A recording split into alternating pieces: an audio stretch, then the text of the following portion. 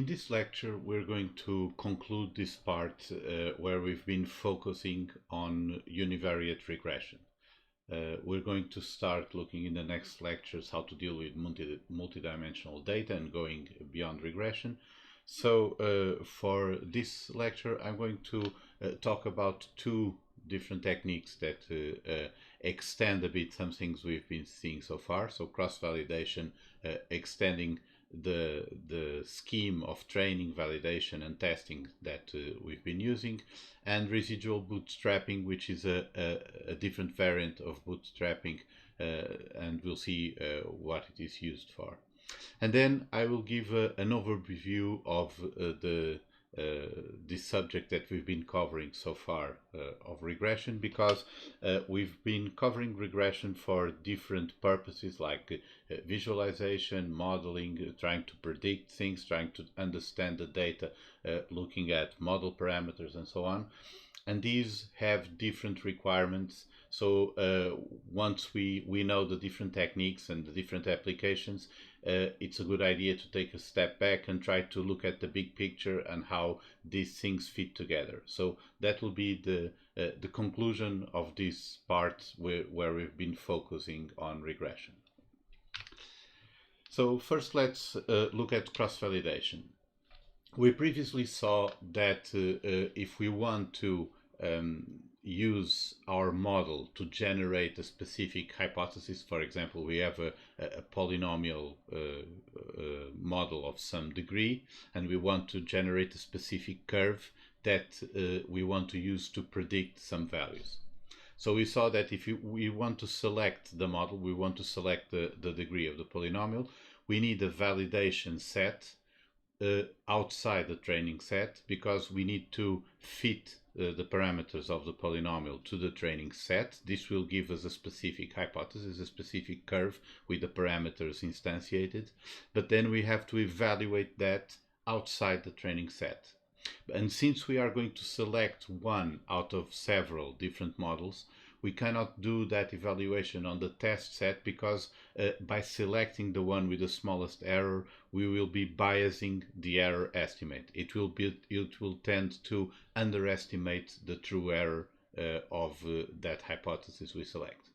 So we use this scheme of splitting our data into three sets: training for fitting the parameters of each model and generate each individual hypothesis, validation set to measure the error of each hypothesis and thus obtain an unbiased estimate of the true error. But then when we select the one with the smallest error, we are biasing this estimate, because we picked out of that sample the one with the smallest error. So we have the test set, a set of points we did not use for anything, to give us an unbiased estimate of the true error of the final hypothesis we selected. The problem with this is that we are selecting the model based solely on one estimate using one hypothesis. And depending on how the points are split into training and validation, we can get slightly different hypotheses from the same model. It's instantiated into slightly different curves in this case, and so using only one of these may not be the best idea. So one possibility is, instead of using just one of these hypotheses, we could average a set of hypotheses like this by choosing different training sets and different validation sets, so splitting into training and validation in different ways. And this is the idea of cross-validation. So we first split the data into a training set and test set if we want to retain a test set for an unbiased estimate of the true error. This happens, for example, if we are selecting one model out of several possibilities. The process of selecting by choosing the smallest validation error, or cross-validation error in this case, will bias that estimate. Of course, if you are not selecting a model, then you don't need to do this extra step, because you only have one model, so you could use the cross-validation error as an estimate of the true error. It will be unbiased too. But then for cross-validation, what we do is we split the training set into k folds. So we select a number, for example, 5, 10, something like this. And now we are going to average the validation error obtained by leaving one fold outside the training and using the other k-1 folds for training. So we train on k-1 parts of our training set and validate on the part that is left out. And then we repeat this, leaving out a different part each time and average over all of these evaluations. So let's see this with an example.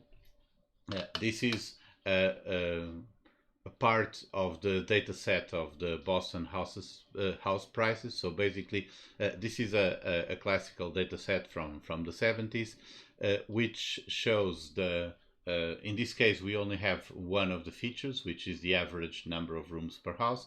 But this, on the y-axis here, we have the median price of houses in a neighborhood in thousands of dollars. So this is from the 70s, the price.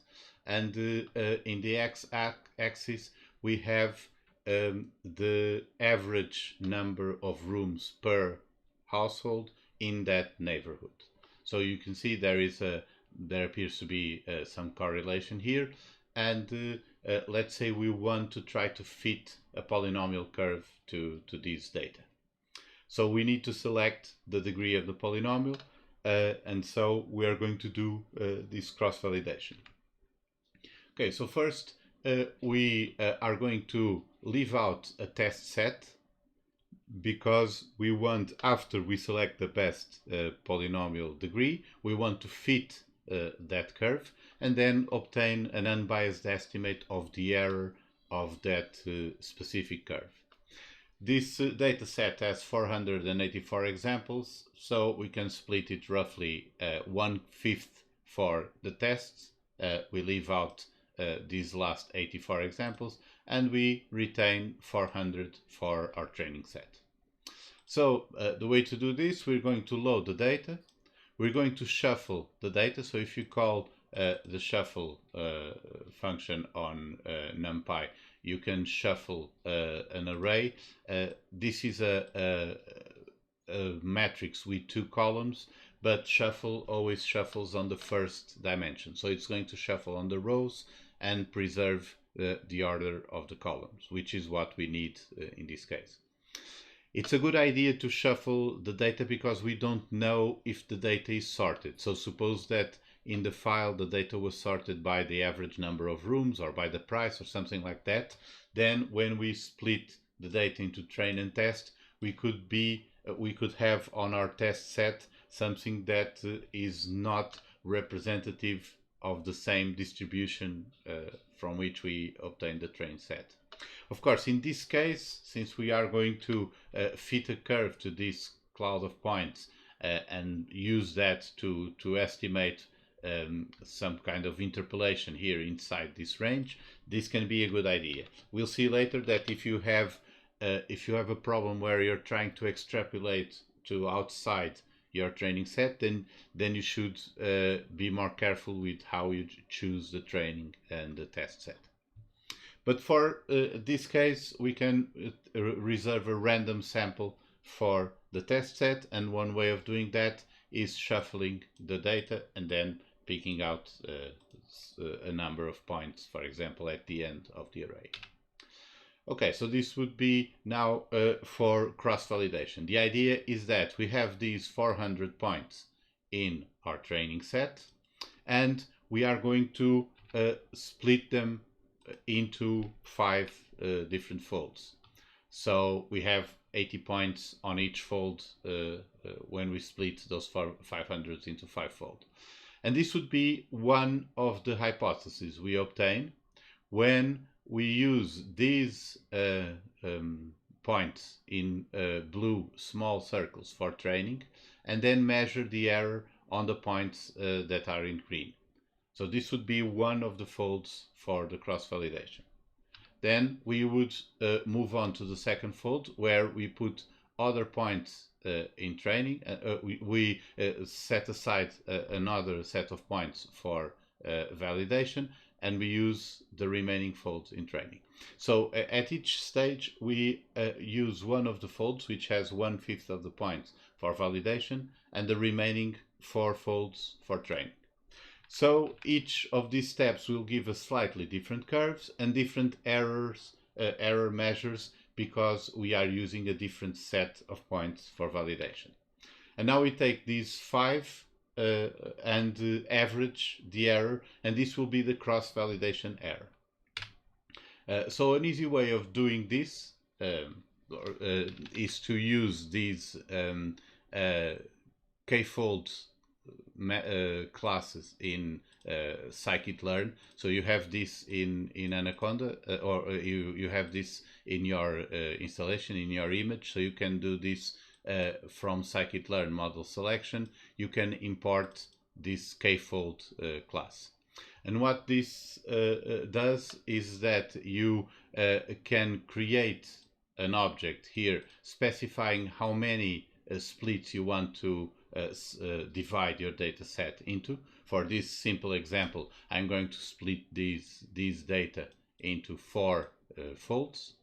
And then you can use the split method of the k-fold object to give you an iterable that you can loop through to give you at each iteration which positions in your data are for training and which ones are for validating. So using this very small example, we can see here how this works. For the first fold, the k-fold object is going to put these 3 values outside the training set for validation. So this is the validation set for the first iteration, and the remaining points will be in the training set. So these are the points in the training set.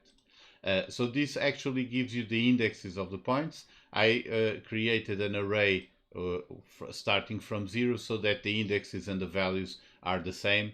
We don't need to be worrying about that part of using the indexes and the values and so on, but this is just to illustrate how the split is done.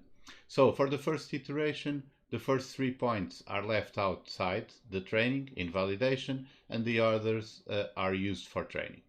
Then in the second iteration, it's these 3 points here. So after the first fold is now in training, and the second fold, which is this group of 3 points, is left outside. Then it's the third fold that is left outside, here, 6, 7, 8, and then the final fold is left outside.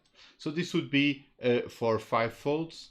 In general, what we would do here is we are trying to estimate the true error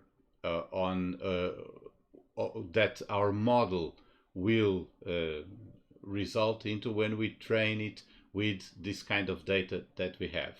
So the idea is that when we average the error, training with this set and validating here, and then training with this set and validating here, and so on, we are obtaining a better estimate of the true error for hypotheses generated by that model on average on the kind of data that we have. We are not looking at the true error of any specific hypothesis, because each time we train with a different set of points, we obtain a slightly different hypothesis. You can see here that the curve is different for each of these iterations in cross-validation, because each of these iterations uses a different set of points for fitting the model and obtaining the curve.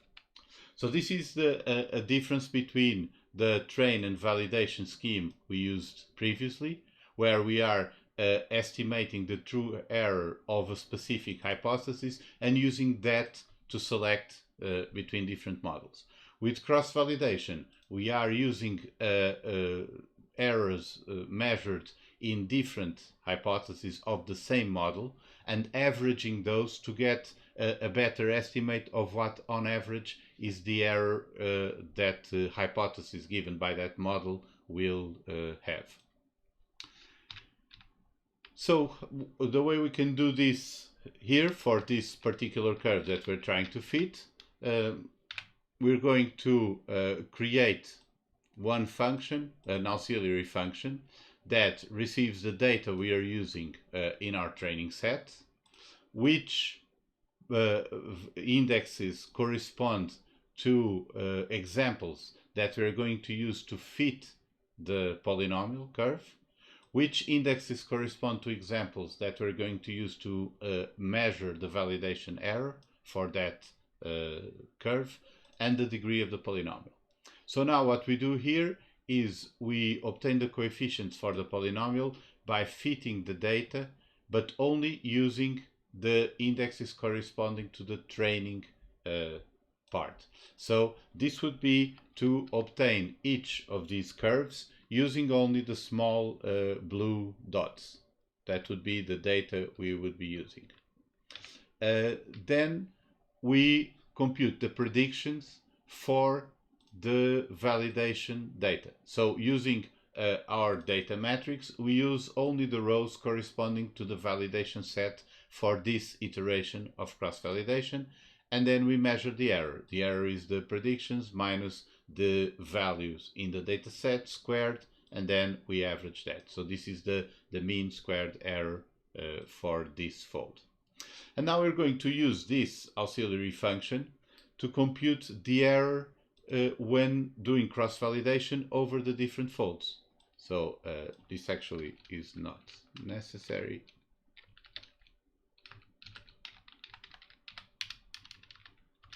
So what we do here is we're going to split the data into 5 folds. So we create a k-fold object with this number of splits. And now for each degree of the polynomial that we're going to test, because we're using cross-validation to try to find the best degree of the polynomial, we're going to compute the average error over the different validation sets when training with the remaining points. So this would be the cross-validation error. We start with the cross-validation error at 0, and now we use the split method of the k-fold object to iterate through our data and give us this division into training indexes and validation indexes for each iteration. So in this case, we are doing this 5 times because we have 5 folds. In each iteration, one of the folds will fall on the validation part. The other 4 folds will fall on the training. And with these indexes, we give the whole training set to our function, our auxiliary function, but we specify which indexes to use to fit the polynomial and to measure the error. And now we're going to add up the error over these 5 iterations. So we add the validation error over the 5 iterations in cross-validation using different folds, one different fold for the validation error at each iteration. And now we just divide the sum of these errors by the number of folds, and we append this to a list that will give us the cross-validation error for each degree of the polynomial, because for each degree we are going to do the cross-validation loop here. Okay, so after doing this, we can look at how the models are behaving, and this is the average of the 5 different folds for a polynomial of degree 0. So this is just a constant. Of degree 1 is a straight line, degree 2, and so forth. And we can see here that at degree 5, it seems to be the smallest cross-validation error. And then it starts to increase, it starts to overfit, and we start getting more errors, larger errors at that range. So now we can pick the best one. So basically, since we are starting at a polynomial of degree 0, the index of this array corresponds to the actual degree of the polynomial, and so we can just use argmin from numpy to get the index of the smallest error in this array. This will be the best degree, and now we need to have our final curve. Note that during this process, each time we select a degree and try to measure the cross-validation error, we are actually building 5 different curves because we are using different folds for training and validation. So at the end of this process, we don't have yet the best polynomial. We know the best degree for the polynomial, but we don't have the actual curve instantiated because for each degree we generated 5 different curves and averaged the validation error of those curves. So what we do now is we have the best degree of the polynomial because we take the minimum of the cross-validation error, and now we use the whole training set to obtain the best curve using the best degree. So these are the best coefficients using the best degree, and the polynomial fit with the complete training set. This is an advantage of cross-validation because we don't waste points on validation, so to speak. We do cross-validation to select a model, but then we can fit that model to the whole training set we used for cross-validation. And now we do the predictions on the test set and we measure the error on the test set. This is important because the cross-validation error, even though it's unbiased for each specific degree, it becomes biased when we do this. If we select the one with the smallest error, now that estimate is biased. It will tend to underestimate the true error. So we need the test error to give us a better estimate of the true error. And this is, for this example, we have the best degree 5, and this is the quadratic error in the test set. And this is the result. It's always a good idea to look at the result because even though we chose the one with the smallest cross-validation error and it seems to fit pretty well the data, it's a bit questionable what it's doing here at the extremes. Maybe this would not be a good idea to have such a high degree polynomial because maybe these outliers aren't really that informative. Sometimes, or you should always take a look at the results and sometimes maybe be a bit critical. Also, if we look at the profile of the cross-validation error, we can see that between, say, degree 1, so a straight line, a quadratic curve, and then all the way up here, we have essentially the same cross-validation error. So this is slightly lower, but maybe there is no justification for going so high in the polynomial degree. So remember that all of these things are random estimates, and we need to be a bit critical about the result and not just follow everything blindly. But for the purpose of illustrating cross-validation, this would be the general procedure. So basically, you use cross-validation to select the best model, then you train that model with the full training set, and then measure the error on the test set at the end. Okay, so now let's see also one different variant of bootstrapping that we can also use in some cases for estimating uncertainty in the curves or in the parameters.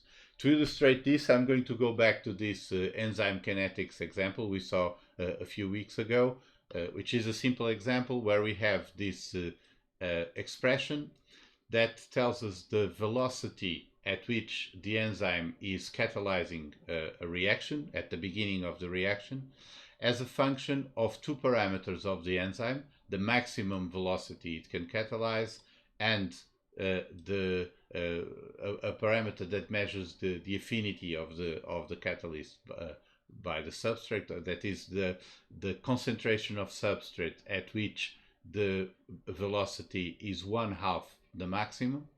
And these 2 parameters are parameters of the enzyme and also the concentration of substrate that we have that the enzyme is going to cause to react. So we can adjust this model by obtaining experimental data, by using different concentrations of the substrate here and measuring the initial velocity of the reaction. So these crosses here are the measurements for specific concentrations of the substrate.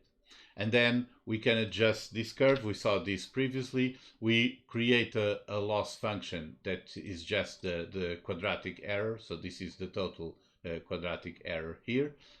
We receive the parameters and the substrate array and the velocities measured. We use the parameters and the substrate array to make the prediction of what the velocities should be if this model is, if these parameters are correct, and then we measure the quadratic error. To obtain the best parameters, we use the minimize function from SciPy. We saw this previously, and we obtain this curve here. So this we saw this how to adjust these parameters in a generic model, any model that you want to use to represent some data. In theory, you could do something like this.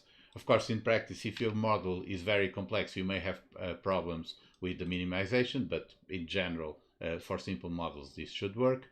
But this doesn't give us an idea of the uncertainty in the parameters that we're finding. So we could measure the error. We have a measure of the quadratic error here, but the quadratic error by itself does not tell us how uncertain we can be of the Vmax and Km that we computed. So we obtain the values here, but we want to have an idea of how spread out they are. So we saw that we could use bootstrapping to estimate uncertainty in the parameters, but the basic bootstrapping approach consists of resampling the data at random so that we can create replicas and estimate statistics. However, in this type of data that we have here, it doesn't make sense to resample at random because the substrate values are chosen. This can happen also in a time series where you have specific times and so on. So you cannot simply take a random sample of this data and use it to be representative of the same kind of data, because we would not do this experiment by missing some points here and duplicating other points somewhere else. That would not make sense. We also saw a variant that allows us to do this, a variant of bootstrapping, which is wild bootstrapping. Assuming that the error, the dispersion around our curve is different between one point and the next, we could use wild bootstrapping, which consists of taking the residual at each point as the standard deviation of a normally distributed error, for example, and then generating new points from those distributions. However, this assumes that the error here is larger than the error on this point, and so on. Maybe that's not the case. Maybe this is just the error can be mostly the same everywhere. It has the same distribution, but since it's a random error, it can appear large here, or it could appear large here, or any place else. So this is what we can model with residual bootstrapping. With residual bootstrapping, we're going to resample the residuals with reposition and use that to create the replicas. This allows us to avoid the problem of doing a random sample over, for example, the X values here, which are not random because we select the concentrations of substrate deliberately. So we cannot just resample those. And it allows us to use the residuals under the assumption that all these errors are coming from the same distribution. So it was just by chance that this one had a larger error than this one here. It could easily have been the other way around, which is something we do not assume with wild bootstrapping. With wild bootstrapping, we are assuming that the dispersion here is larger than the dispersion here. So how this works is we basically build the best curve from our data, measure the residuals, and now we assume that these residuals are representative of the kind of errors that we have over all this curve. So we're going to pick these at random, add them to the same x values of the curve, and use that to create new replicas. So each set of points here is created by picking at random the residuals and adding them to the original curve, to the best curve that we found. And now for each of these sets, we can compute a new curve, because we have slightly different replicas of our original data, and this allows us to generate a set of values for each parameter. So let's see here how we could write the code for residual bootstrapping. We have this auxiliary function that creates these n replicas of our data and then stores the parameters we have computed for each of these replicas. So we have the Vmax and Km of our original curve, we have the data on which we are based, and the number of replicas we want. So first we compute the curve from the parameters Vmax and Km, which is this original curve. So the curve that best fits our data. And now we're going to compute the residuals, which are the difference between the values in our data and the curve. So these are the red lines here, which is what error there is in each point in our data. Now for each of the replicas we're going to generate, we're going to create a random set of indexes here. So a number of random values equal as many as the points in our data, and each value ranges from 0 to the size of our data. So in this case it's shape 1 because we have our data into rows and not into columns. So this is the format we have. The concentration, substrate concentration, is in the first row, the initial velocity is in the second row, so the number of columns in this matrix give us the number of points in our data. So here, this basically, we are rolling the dice and picking residuals at random. So now the replica is generated by using the values from the original curve plus the residuals chosen at random. So what we're doing here is we are taking this original curve, picking these red residuals at random, and putting them in a random randomized place around at these x values. So this is what we use to generate the different replicas. And now we are going to compute the curve by using the same minimization. We're going to minimize the cost function using the values of the replica. So we use the same set of x values, but now the y values are obtained by the replica, where we shuffle the residuals, and we append the parameters, the Vmax and Km, to this list of tuples here.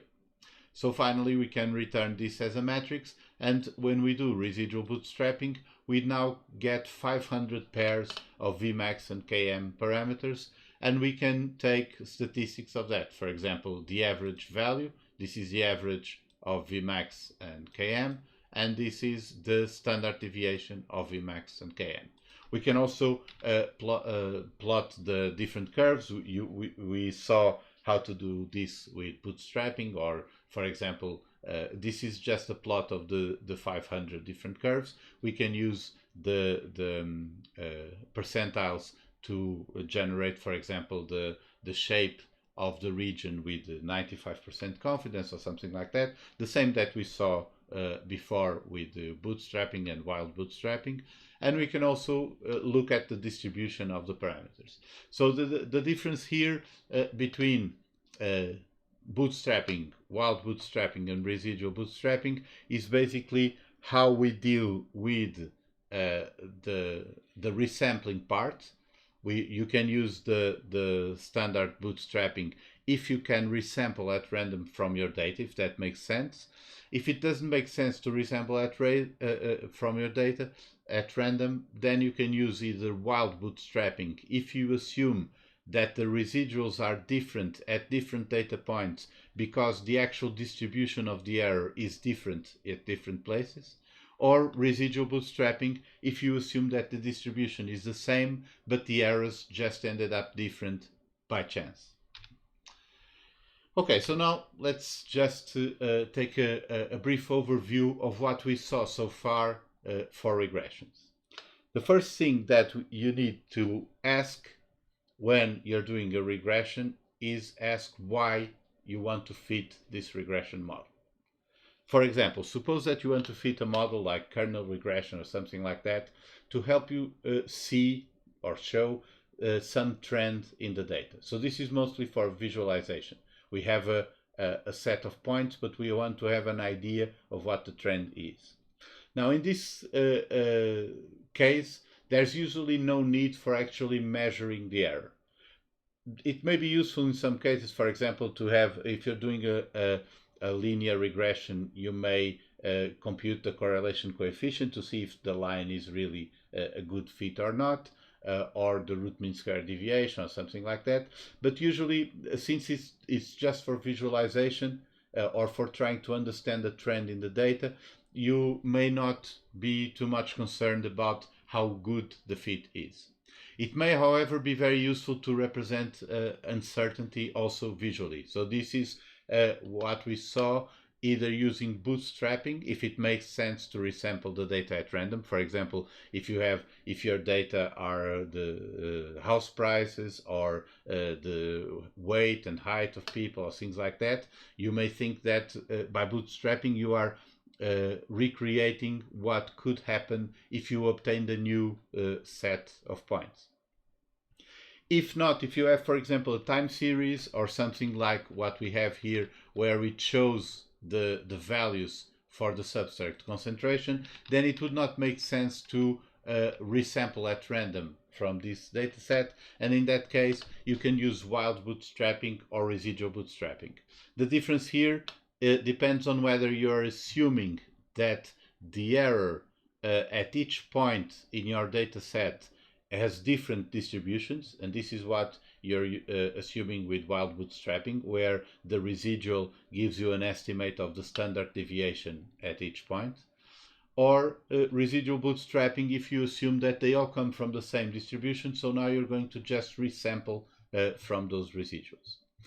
In this case, when you're doing visualization, there is really no need for using a validation set or a test set. You're just trying to show the trend in your data. You're not trying to predict anything. If you want to fit a theoretical model to understand something, for example, like we did with the BAS model for adoption of a new product, or like we did with this model if you want to find the Vmax and Km parameters, for example, then things are a bit different. You really need to measure the error often because you need to estimate the quality of the fit. If the error is very large, then it's probably not a good idea to rely on those parameters because the fit is not very good. You don't need testing or validation sets because in general, in this case, you're not choosing different models or predicting anything. So if you want to just evaluate the fit of your model to the data, you can actually measure the error of your model to the training data and use all the data for training, because that tells you how well the model is fitting the data. If you're not going to use the model to predict anything outside the data, then it doesn't really make sense to try to estimate the error outside the training set, because that's not something that you want to use the model for. Bootstrapping, either variant or wild and residual, if you cannot do just plain bootstrapping, is very useful for estimating the range of reasonable values you can expect for your parameters and give you an idea of how well the model is fitting, how reliable the parameters you're estimating may be. If you're doing prediction, with interpolation, that is, you're trying to predict new values within the range of your data, then you need a test set for estimating the error outside the training set if you are selecting models. So if you are doing model selection, if you have different models that you're trying out to make your predictions, you need to have one step with validation or cross-validation. Usually for interpolation, cross-validation is easy to use because you can just sample at random to divide everything into the different folds. Then you need a test set to get an estimate of the true error when you're going to do your predictions. If you don't need to select a model, so if you only have one model and are not doing model selection, then you can actually just use cross-validation to estimate the true error. This is good if you have a small number of points in your data set, because then you can use cross-validation to average training with different sets of points and estimating the error outside those points on the validation folds. And after you have that estimate, you train your final curve, so the final hypothesis. You obtain it using the whole training set because you already have an unbiased estimate of what the true error on average would be for hypotheses trained using that model on that kind of data. If you need to do model selection, then use validation or cross-validation for model selection and retain a set of points for doing the tests at the end, because otherwise you're not going to have an unbiased estimate of the true error. Bootstrapping here is less relevant if your prediction is the goal. So in often cases you may want to do bootstrapping if you want to have an idea of how tight or how constrained or loose the parameters are, if some parameters have some special meaning or something like that. But in general, if you want to do prediction, bootstrapping is not useful for anything here. If you want to do extrapolation, things get a bit more complicated, because with interpolation, for example, here in this house price curve, suppose that we want to use this curve to estimate the price of the average price of houses in a neighborhood based on the average number of rooms of houses in that neighborhood. In that case, if we are within this range, we could use the curve somewhere here, and so this splitting at random the training and test sets, or splitting at random the tests for cross-validation makes sense, because we are just sampling in the same range and testing our predictions in that range. But if we are doing extrapolation, things are different, because now we want to predict new values outside the range of our data. So, for example, suppose that you have data for several years in some time series, and we want to go outside that range. So we want to use data to predict the future. Or if we look at this model, suppose that we wanted to use this data to try to predict what the values would be outside of this range. Or we wanted to do experiments on a small set of range of concentrations and try to predict the values outside. So in this case, it's not a good idea to just split into training and testing at random, because in that case, the test set may not be representative of what you want.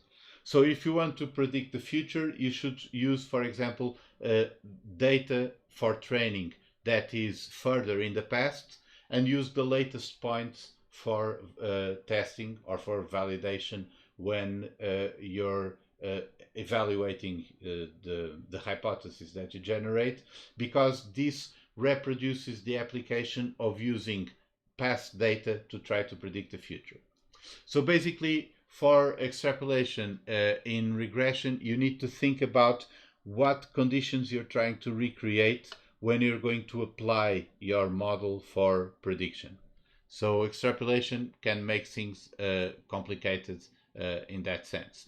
Also, it's often the case that cross-validation is not feasible with extrapolation, because for cross-validation you need to split into all those different folds, and often for extrapolation you cannot just leave one fold outside at random. It depends on the kind of extrapolation that you're doing, because for example, suppose you're using data from different cities and then using that kind of data to predict something about other cities. In that case, you could use cross-validation if you separate, if your folds corresponding to different cities, because then you would have always be training on a set of cities and validating on other cities that are outside.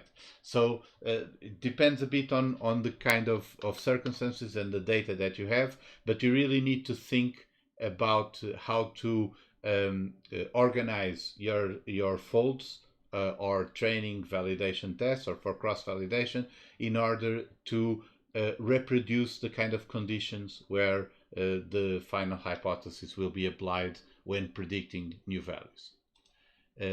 If you use training, validation, and testing for selecting models, you can also include the validation set in your final training. So you can use training and validation sets to select, for example, the best degree of a polynomial, and then obtain the final hypothesis before testing by training with the train and validation data at the same time, and then using the test set to estimate the true error, have an unbiased estimate of the true error. So these are things that you can do if you don't have large data sets.